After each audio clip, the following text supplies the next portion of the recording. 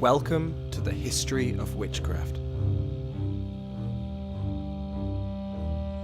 Episode 1. The Hammer of the Witches.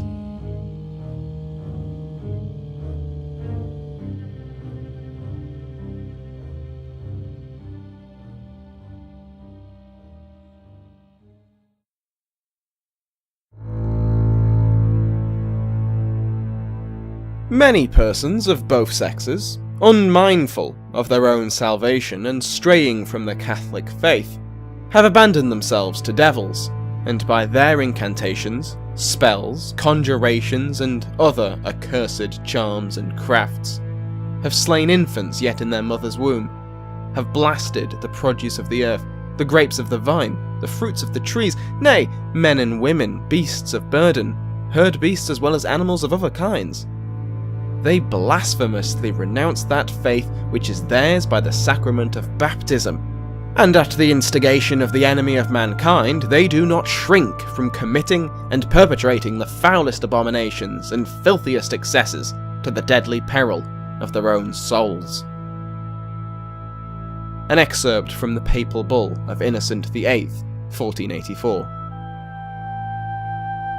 Others think that, after she has been consigned to a prison in this way, the promise to spare her life should be kept for a time, but that after a certain period, she should be burned. Another opinion is that the judge may safely promise the accused her life, but in such a way that he should afterwards disclaim the duty of passing sentence on her, delegating another judge in his place. An excerpt from the Malleus Maleficarum. For how many of the blind, of the lame, of the withered, of those ensnared by diverse infirmities legally swear that they strongly suspect that infirmities of this kind, both in general and in particular, have been caused by witches? From the writings of Henricus Institoris, Dominican friar and Papal Inquisitor. If Institoris does not withdraw with all speed, you, father, should say to him in my place that more than enough scandals have arisen because of his bad trial, and that he should not remain in his place, lest anything worse should follow from this, or happen to him. An excerpt from a private letter from Bishop Golser of Brixen to a local priest in the aftermath of the Innsbruck witch trials. Welcome to the History of Witchcraft, the podcast history of sorcery, magic, and spells. My name is Samuel Hume, and this podcast will attempt to string together the whole history of witchcraft, from ancient and classical periods, through the medieval and early modern eras, and into the modern day. The belief in magic and witchcraft has existed in every recorded human culture, a way to explain the inexplicable, to turn random acts of nature into conscious acts of mortal or supernatural beings, and in the worst cases to allow desperate communities to take revenge against the suspected perpetrators. This podcast attempts to understand the cultural motivations behind these beliefs. In the course of the podcast, we shall see how various authorities and regions reacted to calls for witch trials, and we shall hear the stories of particular victims of witch hunts throughout history. The history of witchcraft is a history of fear, greed, envy and wrath, of superstition, and of the worst parts of human nature.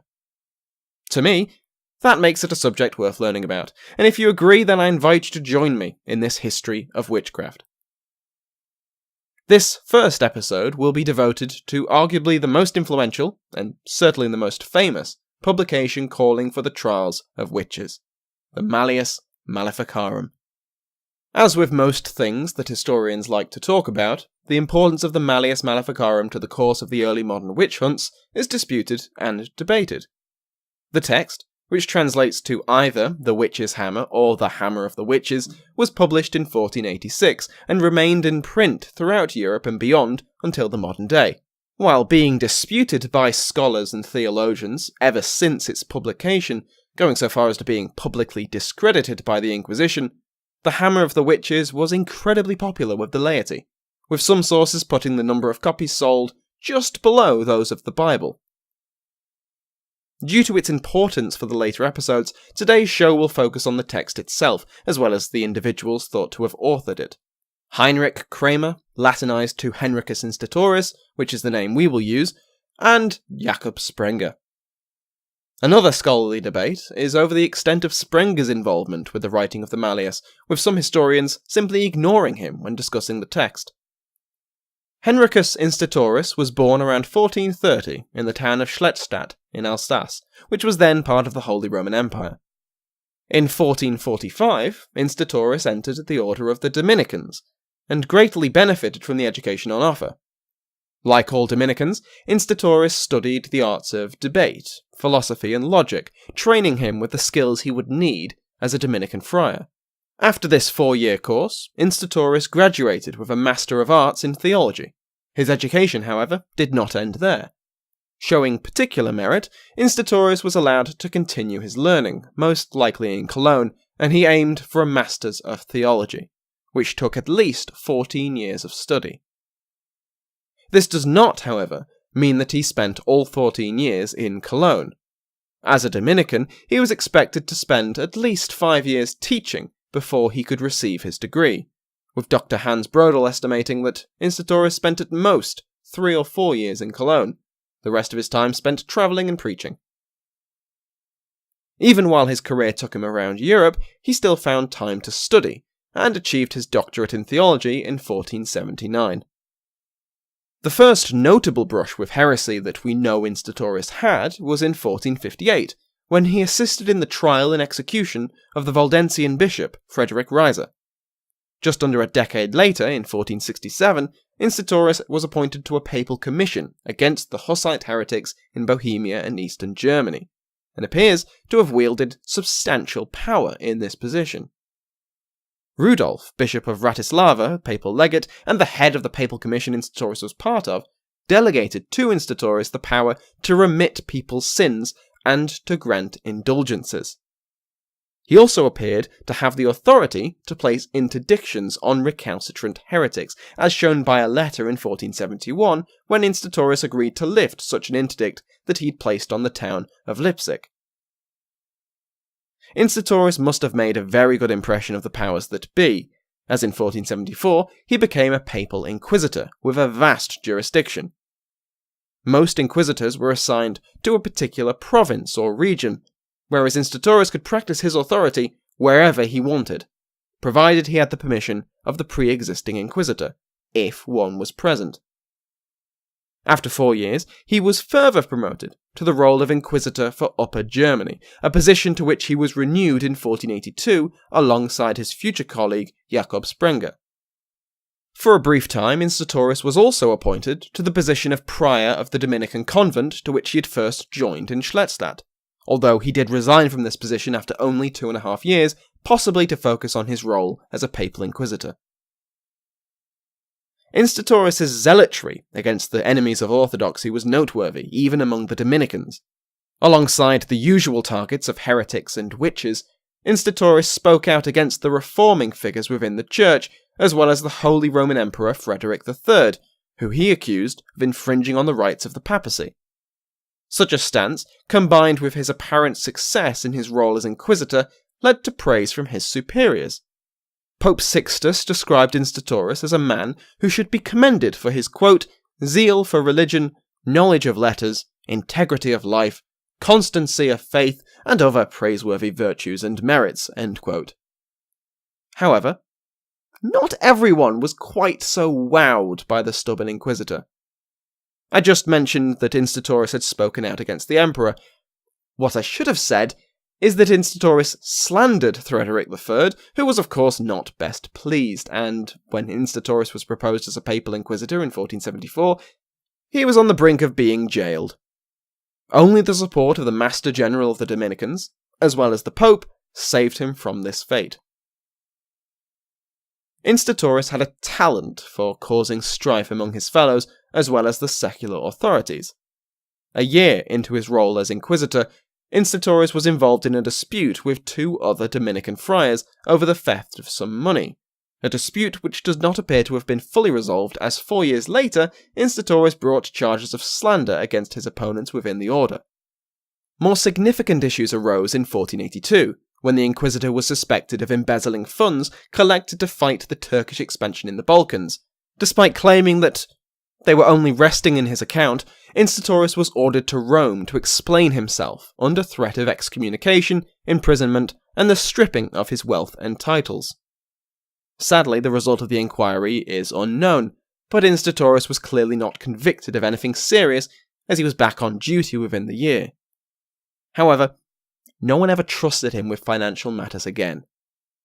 It is possible that these difficulties led to his prickly personality, one that rejected any form of criticism, slight or serious, as a means of defence against his numerous enemies.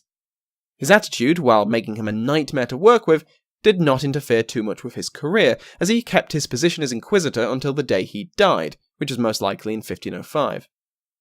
By 1480, Institoris focused more and more on the dangers presented by witchcraft, and began a vigorous round of prosecutions of the crime. In 1490, he claimed that he'd been responsible for the conviction and execution of over 200 witches, although this is more than likely exaggeration. While he was most certainly involved in numerous trials of which we know little, the only two that have substantial evidence are the trials of Ravensburg and Innsbruck in 1484 and 1485 respectively. In Ravensburg, Institoris arrived and immediately began to preach against witchcraft. His preaching worked, and the townsfolk accordingly denounced hexen. A number of people were arrested, and in the end, 8 women were burned at the stake. In Ravensburg, he had received the expected support from the authorities, but there was still some resistance to the expansion of inquisitorial activity. As such, with the witch threat dealt with, Institoris returned to Rome to gain further authority for his activities. By this point, Pope Sixtus IV had been succeeded by Innocent VIII, who was just as supportive as his predecessor. Innocent provided Institoris with a papal bull, a declaration of the Holy See's will, which expressed the true danger of witchcraft and demanded that all Christian authorities assisted his inquisitors in prosecuting these heretics. Failing to do so would lead to excommunication. 6 months later, the Pope wrote to both the Archduke of Austria, Sigismund, and the Archbishop of Mainz, thanking them for their support but requesting that they continue supporting Institoris, as well as providing him with protection from retaliation for his actions in Ravensburg. Clearly, not everyone was pleased with his method of doing God's work. After receiving the papal bull, Institoris returned to Germany, stopping off at Innsbruck, capital city of the Tyrol region. Innsbruck was an important town, both in terms of trade as well as its position as the home of the Archduke of Austria. Institoris claimed that their region was full to the brim with witches, and so he began his work there.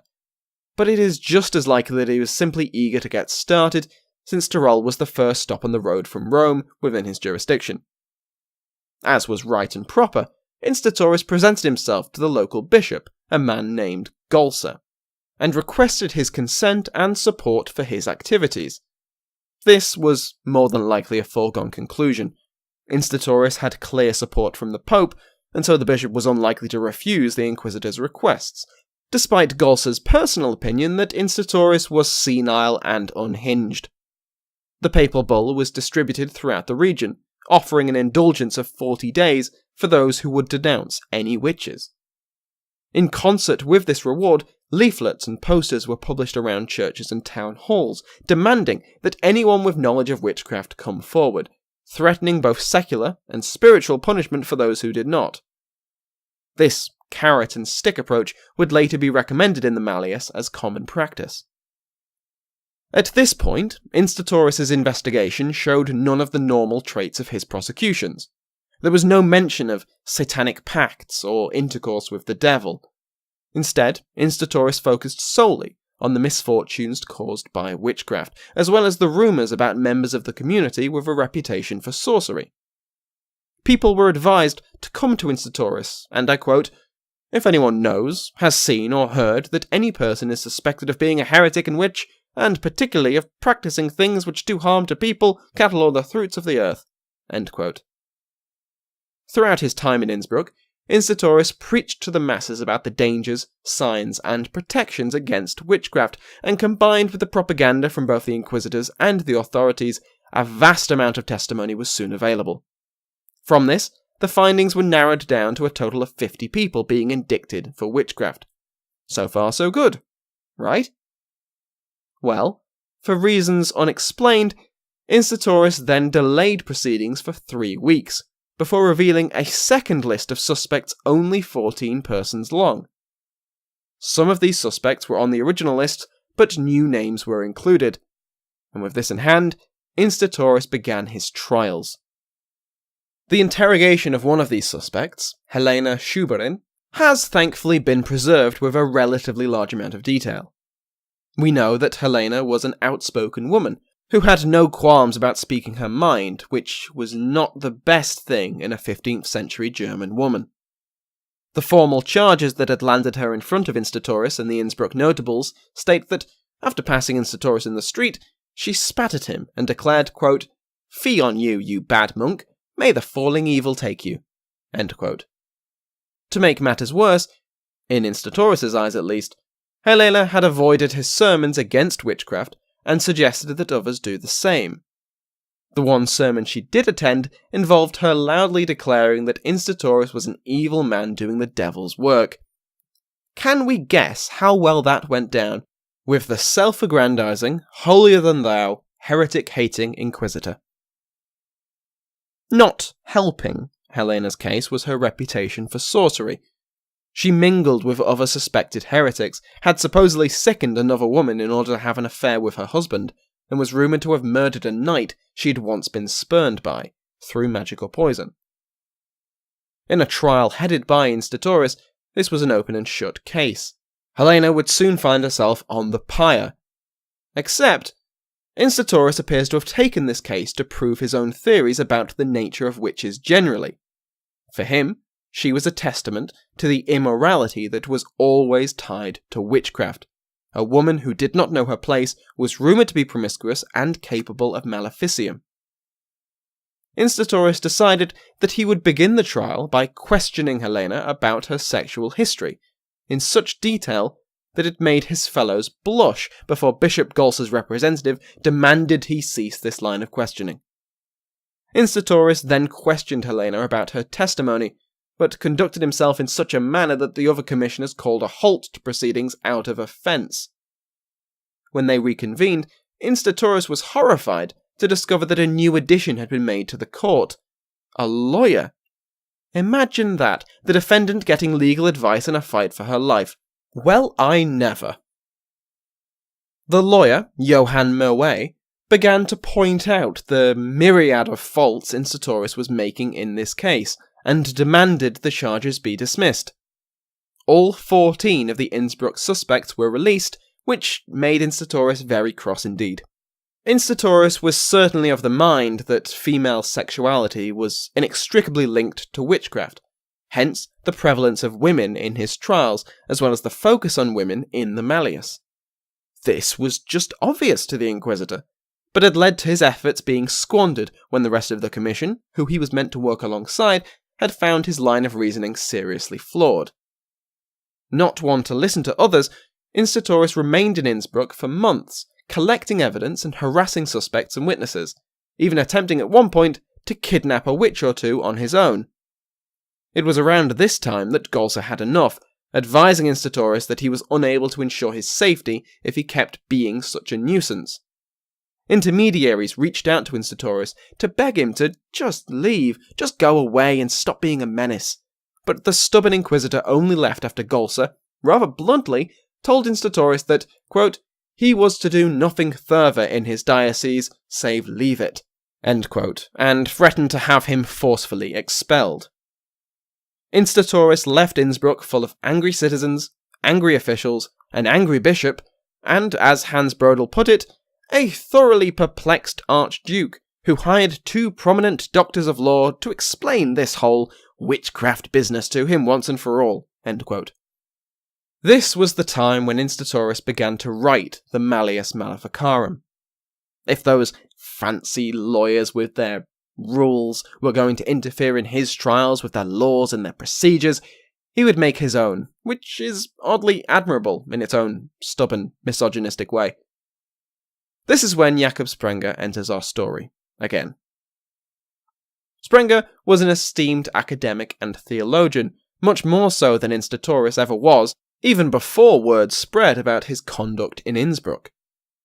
Like Institoris, Sprenger had joined the order at a young age, and in 1468 he was lecturing at the University of Cologne even as he worked on his masters.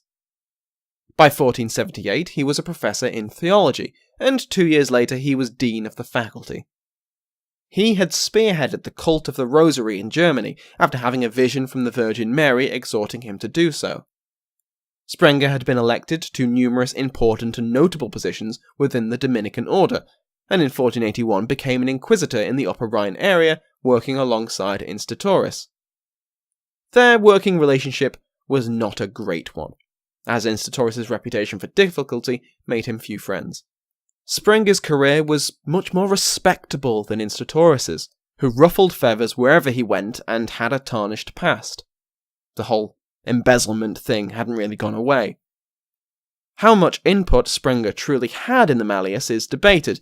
He seems to have written in the preface of the text, but the rest reads as the same style of writing and appears much more in line with Institoris' personal beliefs, as shown in his behaviour, than it does Sprenger.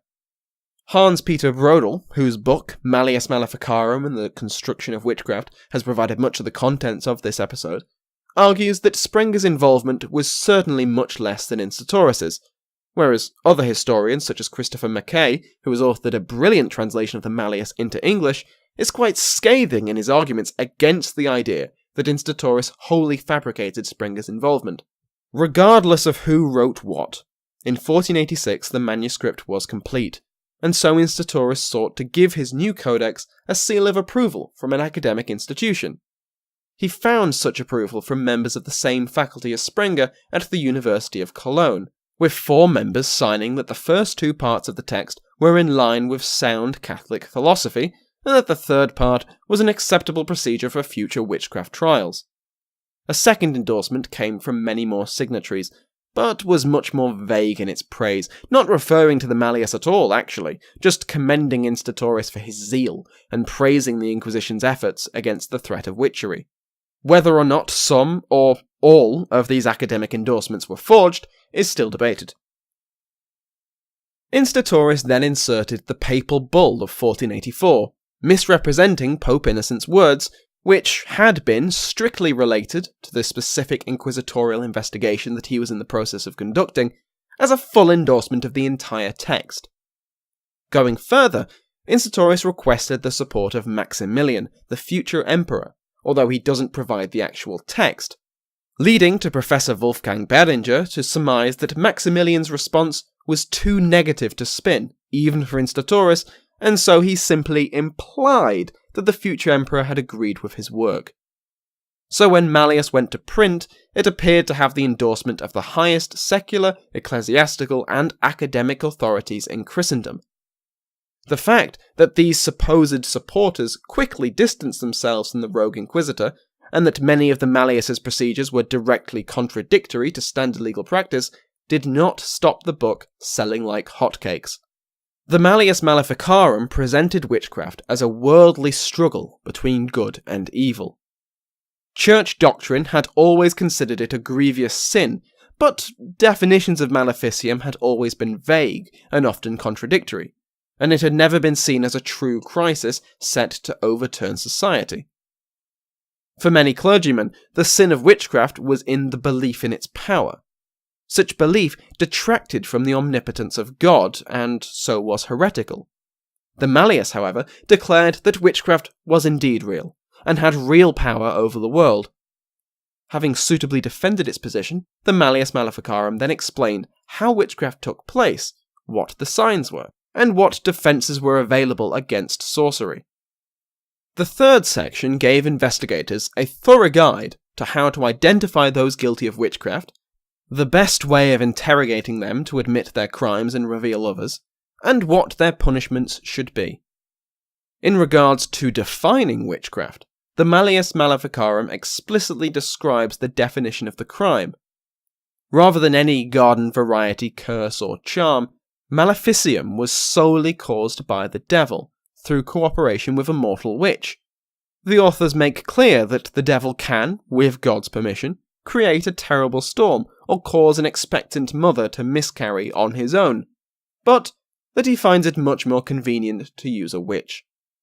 Contrarily, if someone was proven to be a witch, then they had to be in compact with the devil. They had no other source of their power, and so once it was proven that someone had conducted maleficium, it also proved their bond with the enemy of mankind. An example used by Sprenger and Institoris was the evil eye, the fascinum or fascinatio, which brought bad luck and misery upon its targets. While acknowledging that the gaze of certain persons, such as old or menstruating women, could confer ill effects, this power was strengthened immeasurably with the assistance of demons. The witch of the Malleus Maleficarum was a creature like none before. Despite what the preface might say, the text is not merely a collection of previous writings, but is a unique composite of the witch seen by theologians, the witch of folk tales, and whichever antisocial, maligned, or vulnerable member of society that had been dragged before the Inquisitors. Both Institoris and Sprenger were qualified academics in their own right, and fully understood the importance of citing their work. As such, the text can barely manage a sentence without quoting a fragment of supporting scripture or the works of various saints and scholars beyond reproach. As should come as no surprise, the vast majority of these quotations are misrepresented or outright fabricated. Armed with supporting words from the Church Fathers, as well as their own experiences, the authors attempt to deal with every argument against their definition of witchcraft that they can possibly think of, leading to responses varying from, as Brodel puts it, terse, unsatisfying dismissals to lengthy and confusing bouts of jargon-filled debate. End quote. Institoris' focus on the sexual activity of Helena Schubrin is justified in the Malleus.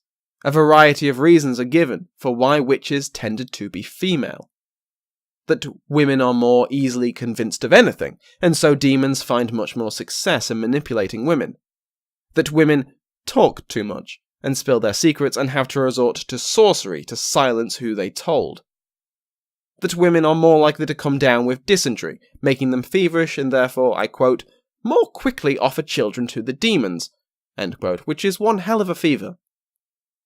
The most repeated claim in the text is that women are all driven by carnal lust, and since the devil thrives on such passions, a bond is simple to make between a would-be witch and Satan.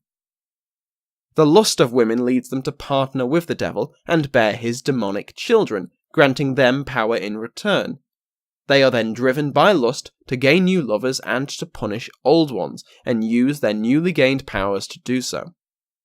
This effectively justifies inquisitors to prosecute particularly promiscuous women on the grounds that they are most likely in league with the devil.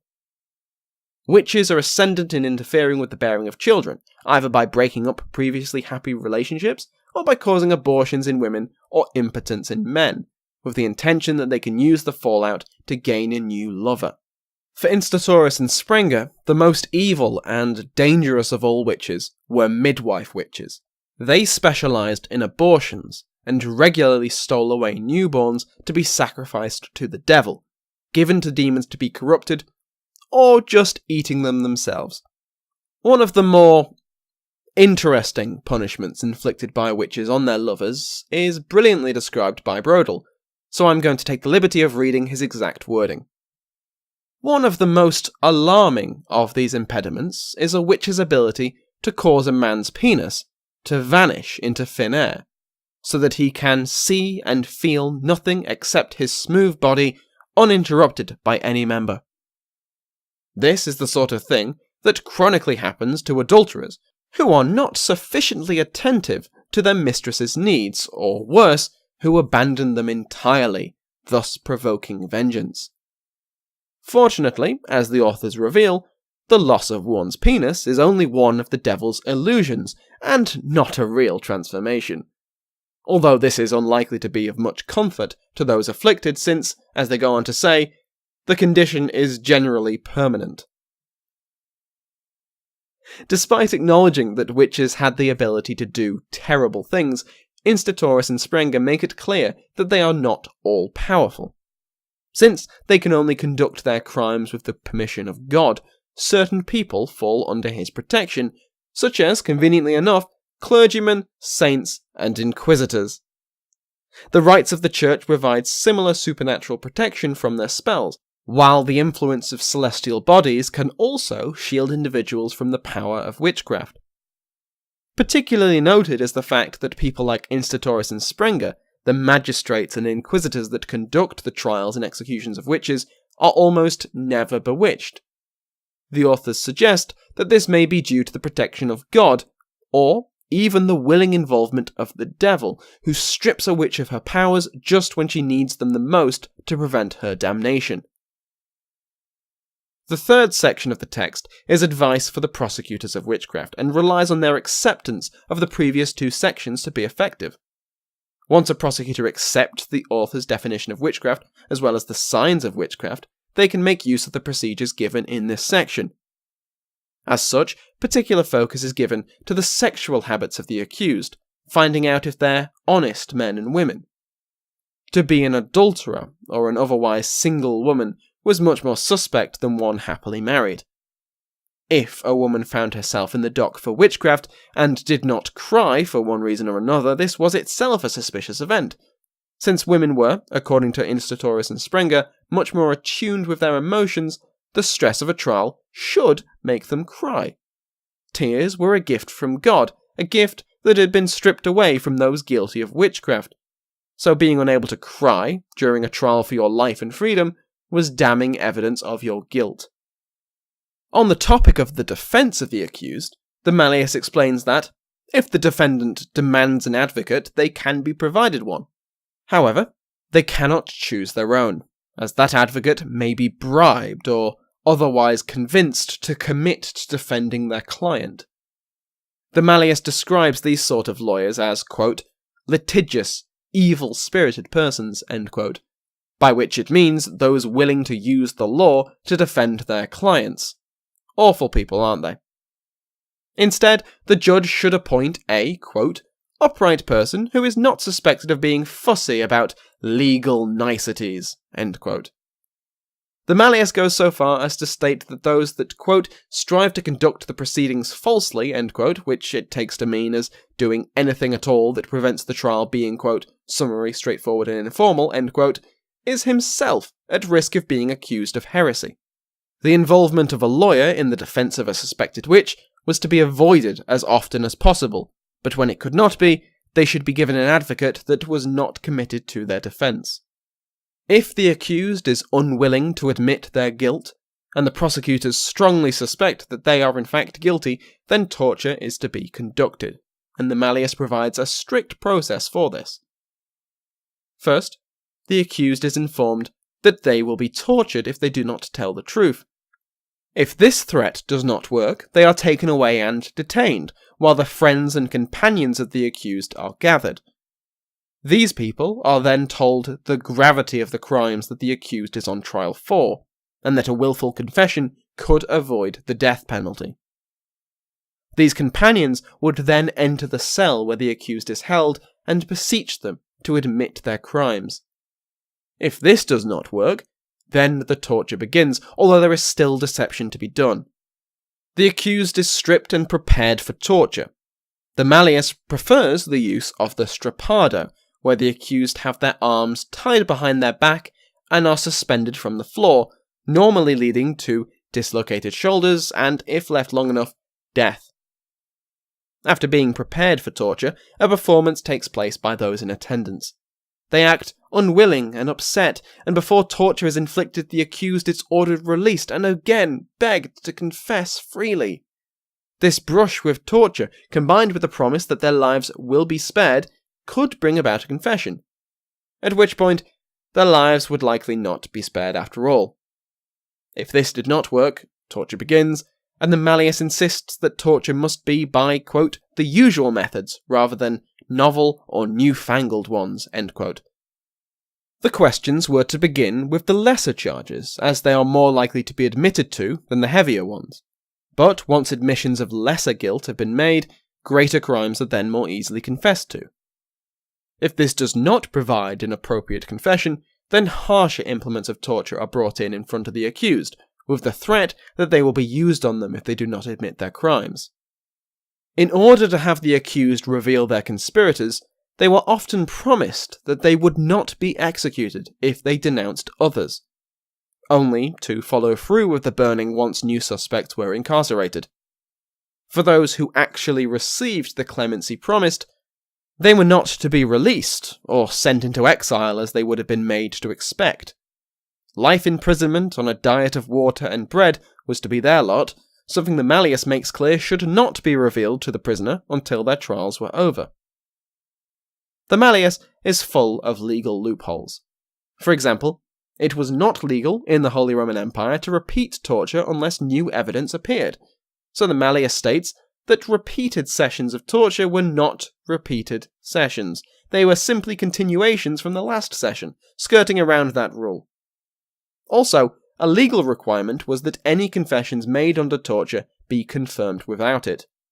The Malleus suggests threatening the accused with further torture if they refuse to repeat their confession without it. The Malleus repeatedly states that, if the trial had been conducted by the church, either by a local bishop or a papal inquisitor, those sentenced to death were to be handed over to the secular authorities, as the church was not able to conduct executions itself. The method of execution is shown in the image of the History of Witchcraft podcast, to be burnt at the stake. Generally speaking, and there are exceptions that we will come across in future episodes, convicted witches were punished under the laws designed for unrepentant and relapsed heretics, with some differences in procedure. The Malleus refers to a practice where witches were carried in a basket or wagon to their place of execution, stepping from the transport directly onto the pyre without being allowed to touch the ground. The reason for this was said to be that a witch's power could return to her if she stepped on the floor, allowing her to escape or to curse those sending her to burn. As previously mentioned, Institoris continued his work until his death in 1505, while Sprenger had suddenly died 10 years prior, in 1495. While both had a number of publications to their names, it is the Witch Hunter's Manual for which they are best known today. However, this fame was far from immediate. The procedures in the Malleus were not adopted en masse by their fellow inquisitors, and there are references to the church outright banning the use of the text by 1490, just a few years after publication. Even in the author's usual stomping ground of Germany, the text provoked no fresh prosecutions against witches, despite the claims presented in the Malleus that witches were everywhere and a significant danger to Christendom. However, over the next 2 centuries, as Europe was blanketed in the smoke of burning witches, the Malleus Maleficarum would become a popular foundation for demonologists and witch hunters to support their actions and guide their procedures. Thank you for listening to this episode of the History of Witchcraft. If you've enjoyed the episode, please consider leaving me a positive review on iTunes, Stitcher, or whichever podcast app you use. You can visit the website at thehistoryofwitchcraft.co.uk, where you will find my contact details if you have any questions. The show also has a Facebook page and a Twitter feed if you want to keep up to date. The intro and outro music have been provided by Sounds Like an Earful. Thank you again for listening.